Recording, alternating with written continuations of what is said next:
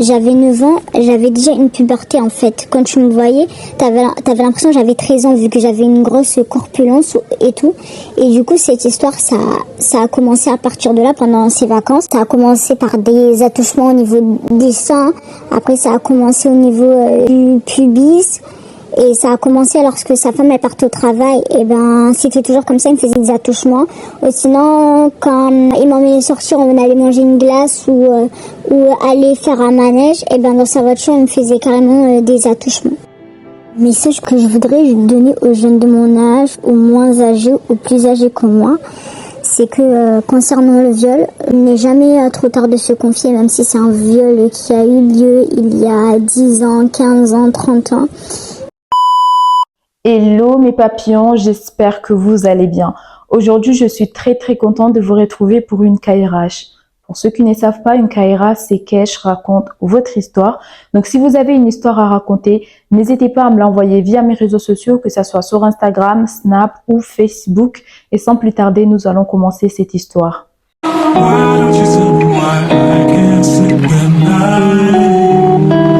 Comme vous le savez, j'ai souvent l'habitude de me mettre à la place du personnage principal afin de bien raconter l'histoire. Et cette fois-ci, j'avais tellement du mal, franchement, pour être honnête, à me mettre à la place de cette personne, vu toutes les péripéties qu'elle a subies. Et je me suis dit, c'est mieux de demander sa permission. Est-ce qu'elle me permet de me mettre à sa place à l'instant de quelques minutes pour raconter cette histoire?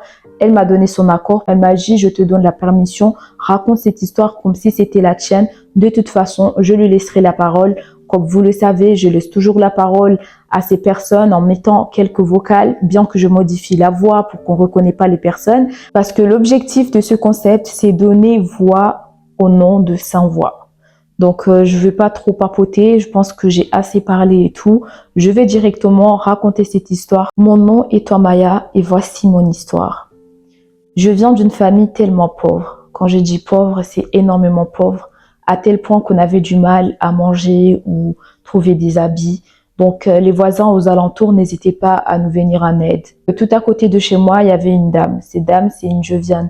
Pour ceux qui ne savent pas, une Joviane, c'est soit les enfants ou les dames qui vivent en France, qui travaillent en France et qui viennent dans leur pays d'origine juste pour des vacances. Donc, en soi, la dame, elle est venue en vacances au bled et tout. Et elle a vu notre situation. Elle voyait à quel point on avait du mal à manger, on avait du mal à s'habiller. Enfin, on manquait de tout et tout. Mais mes parents s'est débrouillés comme elles peuvent pour pouvoir subvenir à nos besoins. Un jour, parce que j'étais toute petite, donc il faut savoir que cette histoire, on me l'a racontée après.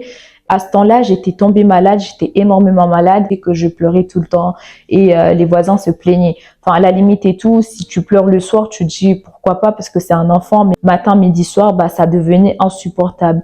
Cette dame, un jour, elle est venue chez nous pour savoir est-ce que ça va, est-ce que le bébé manque de lait, parce que pour elle, peut-être je manque de lait ou de la nourriture et tout.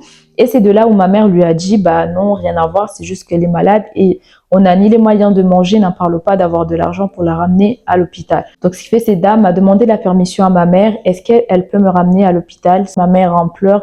Elle lui a dit merci beaucoup, ouais, il n'y a pas de problème et tout, tu l'amènes. Elle m'a amenée à l'hôpital, je me suis fait soigner, on m'a prescrit des médicaments. Et quand elle m'a ramenée chez moi, ma mère ne voulait pas de moi. Elle voulait pas me reprendre. Elle a dit carrément à ma mère adoptive que non, je ne veux pas, j'ai assez de bouche à nourrir comme ça, un enfant de plus, c'est chaud. C'est de là où ma mère adoptive lui a vraiment dit, dis-moi la vérité, si c'est ce que tu veux, lui a dit, prends-en soin, franchement, je n'en veux pas. Donc ma mère, en tout cas, qui est désormais ma mère actuelle et qui m'a vraiment élevée et l'image d'une mère que j'ai eue, a pris le soin de me prendre et de me ramener chez elle. Comme je l'ai dit depuis le départ, ma mère, c'est une Jovienne qui vient de France, donc elle avait bien sûr ses papiers. Elle n'a pas du tout hésité à me déclarer, moi et ma petite sœur, parce que oui, elle n'avait pas du mal à avoir des enfants. Elle m'a pris parce qu'elle avait un bon cœur et je le serai à jamais reconnaissante. Elle m'a ramenée en France, j'ai commencé à vivre ma vie tranquillement comme tout enfant, grandissant et tout s'est passé bien. Je voyais aucune différence entre moi et mes frères et sœurs, ce qui faisait que j'avais aucune signe alarmant.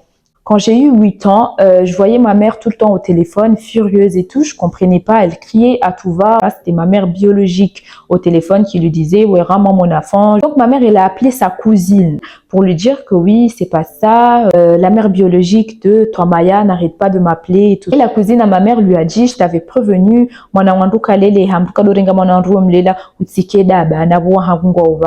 C'était en mode, tu l'as cherché, tu l'as voulu, assume les conséquences. Donc, bien sûr, ma mère, elle était frustrée, elle était mal parce que elle croyait que sa cousine allait la soutenir. Bah, c'était totalement l'inverse. Et là, ma mère, je le voyais changer. Genre, elle m'a enlevé toute activité. Et ouais, tu restes ici, commence déjà à apprendre à faire le ménage. À un moment donné, moi aussi, je suis un enfant. Donc, la frustration de tout ce que ma mère biologique lui disait, au lieu de lui dire clairement de femme à femme, bah, elle le versait sur moi. Arrivé à l'âge de 9 ans, il faut savoir que ma grand-mère est au bled et elle était malade. Il fallait que ma mère, elle descende au bled s'en occuper. Et donc, elle a décidé de me laisser chez sa meilleure amie. Donc, la meilleure amie à ma mère, c'est ma tata. Son mari, c'était comme une tonto pour nous. On allait souvent chez elle et tout, avec ma mère et tout. Donc, ça me dérangeait pas. Il y a que moi qui est resté comme par hasard en France chez sa meilleure amie, mais elle a ramené tous mes frères et sœurs au bled. Là, ça me dérangeait pas. En plus, j'avais que 9 ans, donc en soi, j'étais un enfant. Je comprenais un peu les choses, mais sans comprendre. On va pas se mentir, à 9 ans, tu comprends pas grand chose, donc voilà. La meilleure amie à ma mère, elle m'aimait énormément, donc elle prenait soin de moi, elle me donnait des petits bonbons, le genre de tata qui te laisse faire tout ce que tu veux et tout. Donc franchement, c'était un tata cool et j'aimais bien rester chez elle et tout ça. Donc, bien sûr, quand elle partait au travail, elle attendait que son mari rentre. Comme ça, elle part. Donc, jusqu'au jour où ma tante, elle est sortie, un jour comme ça. Et là, elle est venue s'asseoir juste à côté de moi et elle a commencé à me toucher. Ça a commencé par des attouchements au niveau des seins. Après, ça a commencé au niveau du pubis. Et ça a commencé lorsque sa femme elle partait au travail. Et ben c'était toujours comme ça, il me faisait des attouchements. Ou sinon, quand il m'emmenait sortir, on allait manger une glace ou aller faire un manège. Et ben dans sa voiture, il me faisait carrément des attouchements. Je lui disais rien, je fermais ma bouche. Après tout, j'étais petite et je pouvais rien dire. Sachant aussi, avec tout ce que je subissais à la maison, on n'arrêtait pas de me critiquer. Ma mère, elle n'arrêtait pas de m'insulter, de me dire que j'étais trop en ronde. Donc, en soi, j'ai fermé ma bouche. Ça a duré pendant 2 mois parce que ma mère, elle est restée au bled pendant 2 mois. Pendant 2 mois, j'ai gardé les silences, je disais rien, je ne parlais pas parce que j'avais peur et je me sentais en sécurité nulle part, à part le petit moment que ma tata est revenue à la maison et tout ça. Et du coup, après ces 2 mois, ma mère, elle est rentrée à la maison avec mes frères et tout ça. Je suis rentrée chez moi, je me suis sentie beaucoup mieux parce que je me suis dit au moins, tout ça, c'est derrière moi. En tout cas, je l'espérais. J'ai continué à grandir et plus je grandissais, plus ma mère n'hésitait pas à me dire. Depuis la 6e, voire même la CM2, j'ai toujours vécu avec cette peur qu'un jour on pourrait confisquer leurs papiers, voire même les vendre, tout ça pour les emmener au commun. Il y a une phrase qui m'a tellement frustrée, c'est quand elle me disait c'est moi qui te guide, c'est moi qui ai tes papiers, c'est moi qui te guide, donc tout ce que je prendrai comme décision, ça viendra de moi. Du coup, ça m'a toujours fait peur. Elle m'a fait perdre confiance en moi, que ça soit domaine scolaire, que ça soit physique, que ça soit intellect, en tout. Même des fois, quand je révisais, elle me disait, de toute façon, toi, tu révises quoi? Tu vas finir comme ta sœur qui fait la pum au bled. Parce qu'il faut savoir que oui, ma sœur, elle fait ça. Ma sœur biologique, c'est de là où j'ai appris que j'ai été adoptée. Quand elle m'a dit ma sœur, je dis comment ça ma sœur? Parce que moi, pour moi, mes sœurs, c'est mes sœurs qui sont à la maison. Elle a dit, ah, je t'ai pas dit ça. Toi, ta mère, c'est un clochard qui est au bled. Et quand je dis là-bas, je t'ai pris, c'est grâce à moi parce que ta mère n'a pas voulu de toi. Donc, imaginez ces genres de mots sortir de la bouche de ma mère, de l'image d'une mère que j'avais. C'était toxique, mais chez nous, au Comores, on nous apprend que Mwana et Kanahaki. En gros, genre un enfant n'a jamais raison devant ses parents. C'est toujours les parents qui ont raison. La question, elle revient, est-ce vrai réellement? Tous les parents ne donnent pas que de l'amour. Il y a aussi des parents qui détruisent leur enfant, malheureusement. Et en comorien, comme je dis, Mwana et Kanahaki, donc je fermais ma bouche. Je me renfermais sur moi, stressée. Je voulais tout sauf avoir des problèmes parce que tout le temps, on me disait, ouais, je vais te faire retourner au bled. Tellement on me menaçait alors que mes cousins, cousines, mes frères et sœurs, on lui disait pas ça. Genre, eux, ils avaient aucunement de stress à se dire qu'à un moment donné, on va le laisser au bled, on va vendre leurs papiers. Et bien sûr, mes frères et sœurs, vu qu'elles voyaient ça, bah, à chaque fois qu'il y a un truc, que ça soit un truc cassé, toutes les difficultés de la maison, elles n'hésitaient pas à dire, ah, c'est toi Maya. Tout le temps, ah, c'est toi Maya. En soi, Pourquoi elles n'allaient pas faire ça? Parce qu'elles voyaient la différence que ma mère elle avait envers moi. Donc quand elle voulait se dédouaner de tout, bah c'est moi, c'est toi Maya qui a fait ça, c'est toi Maya qui a fait ça. Au bout d'un moment, moi j'allais dire quoi et ça servait à rien que je me défends. C'est de là à 14 ans, j'ai parlé à ma mère, je lui ai dit que j'aimerais partir aux Comores. J'aimerais vraiment partir aux Comores pour un beau moment. Et là, elle me dit, ah, ça, tant mieux, c'est une très bonne idée, tu devrais vraiment partir. J'étais le genre d'enfant qui a toujours eu cette menace que je veux t'envoyer aux Comores, je veux t'envoyer aux Comores. Et du coup, ça me frustrait. Et la décision que j'ai prise pour aller aux Comores quand j'avais 14 ans, c'était à force qu'elle me le disait tout le temps que je veux t'envoyer aux Comores. Je pourrais vendre tes papiers, c'est moi qui te guide, donc toi, tu n'auras pas un avenir. À ce moment-là, j'allais pas réfléchir, j'avais que 14 ans. Mais en grandissant, en tant que mère, tu laisserais pas ton enfant partir comme ça. Parce que c'est chaud, avec tout ce qui se passe aux Comores. Et mes oncles et ma tata, elles étaient pas du tout d'accord. Ils ont dit, bah, t'es jeune et tout, t'as 14 ans, bientôt 15 ans, donc t'es toute jeune, comment ça, tu descends au bled et tout ça, sachant qu'il y a que ta grand-mère là-bas et les cousines à ma mère et tout ça. Mais en soi, à la maison, il y avait que ma mamie.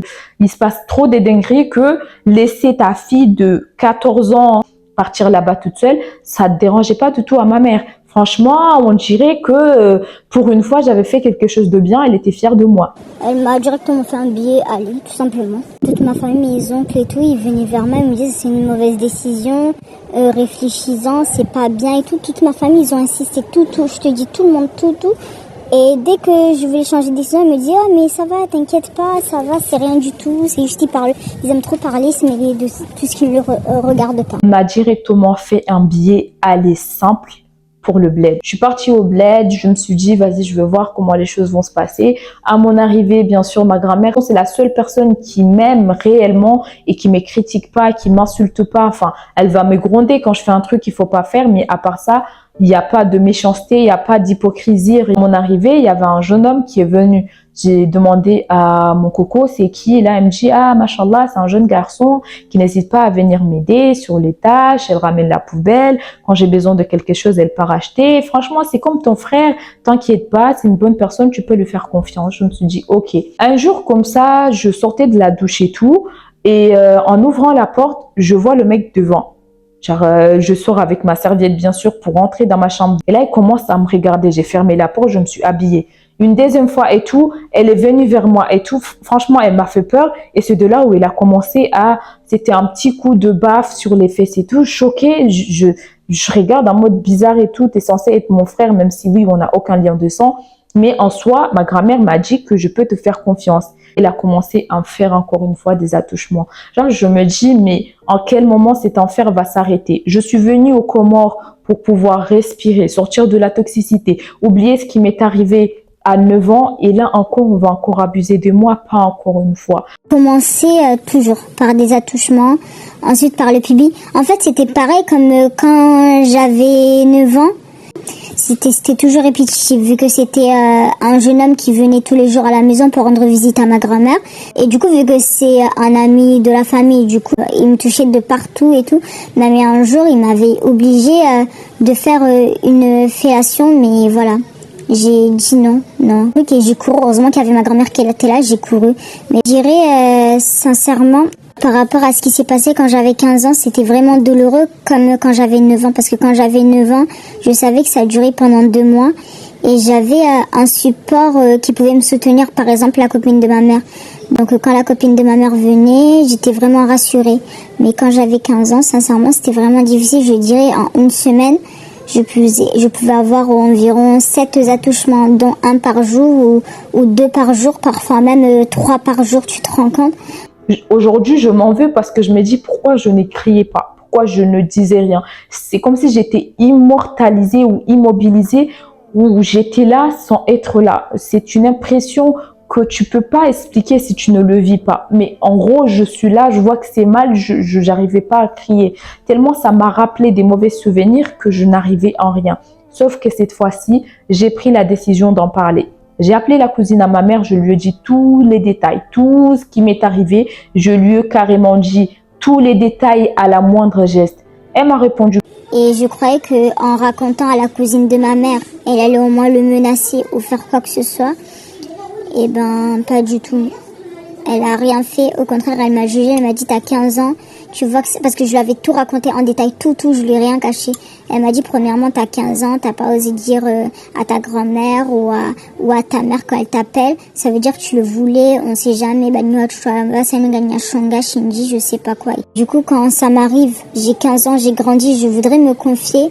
Mais on m'a complexée par rapport à mon âge et par rapport à mon corps. Et depuis ce jour-là, je me suis dit, en fait, quand t'es une femme, t'as une corpulence, alors que c'est pas de ta faute, t'es pas considérée comme une enfant qu'on doit te protéger, tu vois ce que je veux dire? Je me suis sentie vraiment sale et salie et je me suis sentie incapable. Je me suis dit peut-être quelque part il a raison, pourquoi je n'écris pas, pourquoi je ne dis rien, qu'est-ce que je fous ici, c'est mieux que je pars et tout. Sachant que aussi quand je partais acheter quelque chose ou même dans le quartier quand je passais, j'attendais les gens qui disaient « Ah, c'est la fille abandonnée par sa mère » en gros.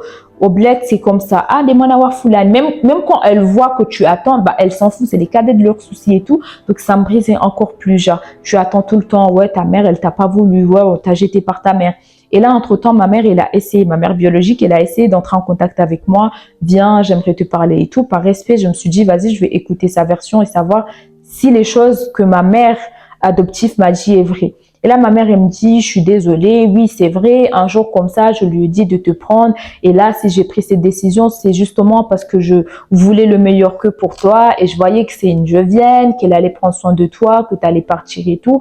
Donc, franchement, je pense que toi-même, tu vois que tu as un très bon avenir, contrairement à tes frères. Tu me dois tout. Imaginez ma mère biologique qui me dit je lui dois tout. J'en avais déjà assez de ces mots quand ça venait de la bouche de ma mère adoptive. Mais là, ma mère biologique qui m'a abandonnée, genre t'as l'audace de me dire que je te dois quelque chose, genre tu m'as jeté. Elle me dit en rajoutant, oui, maintenant que t'as 15 ans et tout, tu peux faire des procédures, soit marier un de tes frères pour la ramener en France. Waouh. Genre, tu m'as appelé. Pas seulement pour t'excuser, mais tu veux m'utiliser après. Maintenant que oui, tu as la nationalité, prends un de tes frères et sœurs et tout, trouve un moyen et tout, mais laisse pas tes frères et sœurs dans cette situation. Je compte sur toi. Mais tu comptes sur moi en quoi? Je ne te connais pas. Et la première fois que je te vois, c'est ce que tu me sors. J'étais choquée, je suis partie. Je me suis dit, franchement, mieux vaut ma mère adoptive. Au moins, elle m'a élevée, même si elle me fait du mal, que ma mère biologique. Là, entre-temps, qu'est-ce que vous voulez que je vous dise? Je suis partie au bled pour me détendre et c'était pire. Je me suis dit, vas-y, ça sert à rien, je repars. J'ai demandé à ma mère, est-ce que ça sera possible de revenir et tout ça? Que ma mamie disait que non, c'est mieux et tout, parce que ça se voit, elle est mal et tout. Mieux vaut qu'elle revienne en France. Elle a écouté ma grand-mère et tout. Née en France. Je suis retournée en France. Je me suis concentrée. Je me suis dit, là, c'est moi. Je suis le maître de mon avenir. Je me suis concentrée vers les études. J'ai pas écouté ce que ma mère, elle me disait, que je n'arriverais à rien, que je vais finir comme ma grande sœur qui fait la pue au bled et tout ça. Je me suis concentrée. Et là, à 18 ans et tout, j'ai eu mon bac avec mention. Quand elle a eu le résultat du bac, elle était tellement furieuse. Genre, je voyais en elle qu'elle n'était pas du tout contente. Alors qu'au contraire, elle devrait être fière de moi et se dire que, ah oui, elle est pas bête, elle travaille. Et là, elle me dit quoi? Ah ouais, t'as eu le bac avec mention, donc finalement, t'es pas si bête que ça. Donc, tu m'as caché tes notes. C'est pas que j'ai caché les notes, mais tellement tu me disais que je suis nulle et que je n'arriverai en rien, que je n'osais même pas ramener mes notes de classe pour te donner. Parce que dans sa tête, j'allais échouer de toute façon. Donc, elle me demandait pas des notes, elle me demandait pas comment ça avançait à l'école parce que pour elle, elle attendait que je choue au bac pour me dire, vas-y, fais ça et ça sert à rien. Et elle m'a dit, vu que tu voulais faire la petite jeu de cachotière, bah écoute, parce que je lui ai dit le domaine que je veux faire à la fac, elle m'a dit, bah non, tu vas pas faire ça. Tu vas plutôt faire un BTS. On habite chez moi, bah tu m'écoutes, tu fais ce que je te dis et tu vas faire ça. Petite ingrate. Comme ça. Et là, encore une fois, j'ai fermé ma bouche. J'ai continué des études que je n'aimais pas du tout. Écoute, est-ce que j'avais les choix? J'ai continué, donc j'ai perdu 2 ans à faire des études que je n'aimais pas. Et entre-temps, elle descendait tout le temps au bled et tout pour voir mamie, pour s'en occuper. Parce que c'est toujours à moi de m'occuper de mes frères et sœurs. Donc j'étais perdue et j'étais au plus mal. Dans la 2e année, franchement, j'ai craqué. C'était vers la fin de l'année. j'en pouvais plus, j'ai craqué. Je devais m'occuper de mes frères et sœurs, je devais en même temps être parfaite, je devais tout faire, prendre soin de la maison parce que eux, elles faisaient aucun effort pour m'aider, donc c'était à moi de m'occuper de tout. J'étais débordée, je dis vas-y, si tu veux me virer de chez toi, fais ce que bon te semble, mais j'arrête. J'ai craqué, j'ai arrêté. J'ai commencé à trouver des travails en intérim. Je travaillais là, pour moi, c'était l'objectif, avoir des sous. Pendant que j'ai commencé mon travail d'intérim et tout, c'est de là où j'ai rencontré des amis encore, j'ai rencontré un homme en question. Elle voyait, j'étais pas bien, je lui ai dit, j'étais au bord du dérive, dépression totale, je me sentais pas bien. Elle m'a dit, confie-toi, qu'est-ce qu'il y a et tout. Je commençais à lui dire déjà sur ma relation. Elle m'a fait voir les choses que ce n'est pas bien. Tu devrais commencer à te respecter. Une relation qui t'apporte rien de positif, à quoi ça te sert? Oui, t'es dépendant, mais jusqu'à quand? Ça n'a même pas d'avenir et tout. Franchement, elle m'a aidé à ouvrir les yeux que je larguais mon mec. C'était pas à cause de lui, mais du fait que j'ai réalisé que continuer comme ça jusqu'à quand je suis maître de mon propre bonheur. Et si même dans les relations, je n'arrivais pas à prendre des décisions pertinentes, qui va le prendre à ma place? Dans la famille, je ne pouvais pas changer. Je ne peux pas changer ma famille, mais les relations et les amis et l'homme que je laisse entrer dans ma vie, ça, c'est à moi d'en décider. Là, il m'a encouragée à ce que je change de domaine. Elle m'a aidé à trouver précisément l'école que je voulais. J'ai été acceptée. J'ai repris les cours. Il m'a même aidé à trouver une alternance entre-temps. Et franchement, moi, je voulais juste, c'est normal et tout. Je voulais directement qu'on se marie et tout. Sachant que là, actuellement, j'ai 22 ans. Il m'a dit, bah non, on ne précipite pas les choses. Mieux vaut que tu fasses quand même le 2 ans de BTS sur ce domaine. Et une fois que tu auras ton diplôme, on va en parler. Oui, c'est un comment rien comme moi et tout. Et je me reconnais beaucoup plus en lui et tout.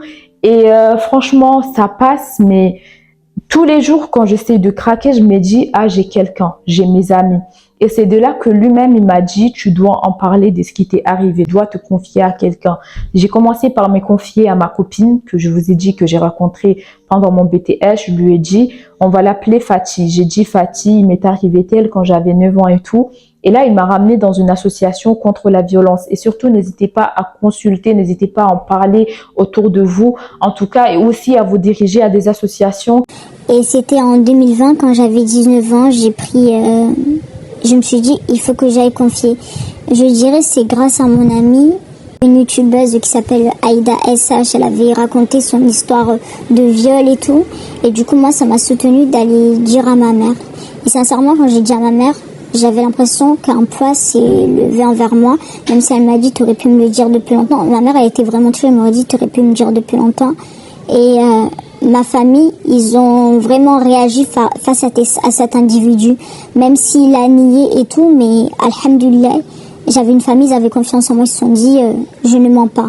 Et ils ont fait ce qu'ils pouvaient, même si c'était un peu lointain, mais ils ont fait ce qu'ils pouvaient et tout. En parler autour de vous, vous n'êtes pas seul. Si vous n'avez pas cet soutien familial, vous aurez un soutien autre part, que ça soit par vos amis, que ça soit, il faut toujours en parler. En parler, même si ça me fait pas oublier, mais c'est vraiment un pas vers la guérison. La situation c'est pas pour autant améliorée. Je vis toujours avec ma mère et tout. J'ai pas encore pris mon indépendance. Comme je dis, j'attends d'abord de me marier et ma mère m'a toujours dit, encore une fois, qu'elle aimerait que je prenne une personne de mon village. Mais franchement, le mec que j'ai rencontré et qui me soutient et qui est là pour moi n'est pas du tout de mon village. Et sur ce côté-là, pour une fois, je veux penser à moi. Je vais arrêter de penser au bonheur des autres. Qui pense à moi, franchement? Eh ben, le fait que j'ai été rejetée par ma famille biologique, et aussi le fait que j'avais pas d'affection. Du coup, quand je rencontrais des personnes, je faisais de nouvelles rencontres. J'avais cette besoin d'affection. En fait, j'étais trop dépendante. Et on va pas se mentir, la dernière relation que j'étais, même si je souffrais, même si j'étais malheureuse, ça me perturbait scolairement. Mais j'y restais parce que je me disais, j'ai besoin d'affection. Et je dirais à ces filles qu'elles ne tombent pas dans ce style de piège. Moi, j'ai eu de la chance de rencontrer un homme et qu'il a vu l'état que j'étais, comme quoi j'étais vraiment... j'aime beaucoup être attachée envers les autres. Et c'est lui-même, sincèrement, qui m'apprend à ne pas me détacher, qui m'apprend à m'aimer, qui m'apprend à me dire que j'ai de la juste valeur.